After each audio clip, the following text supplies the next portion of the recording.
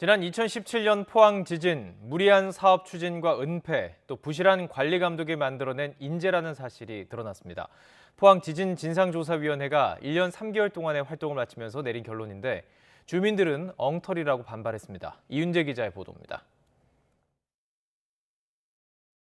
무너진 벽, 기울어진 아파트, 체육관 속 피난 텐트까지 지난 2017년 11월 15일 포항 지진이 남긴 상처입니다. 정부조사연구단은 지난 2019년 지열발전이 촉발한 지진이라고 밝혔습니다.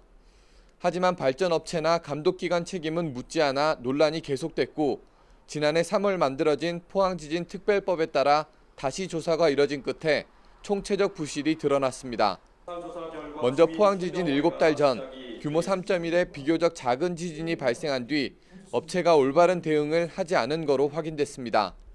규모 3.1 지진 발생 이후 유발 지진 가능성에 대한 명시적이고 직접적인 언급은 하지 않았습니다.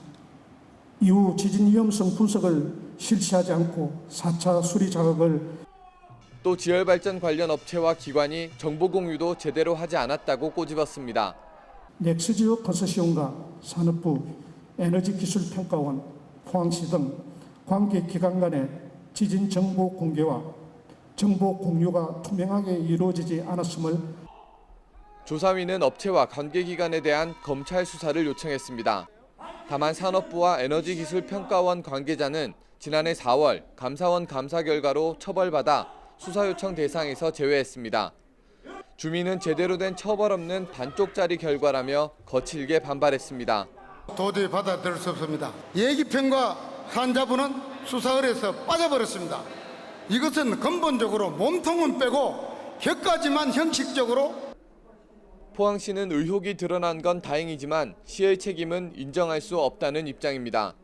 적극적인 대처를 하지 않았고 지열발전사업본부에 소극적으로 대응했다는 지적에는 전혀 납득하기 어려운 부분도 있습니다.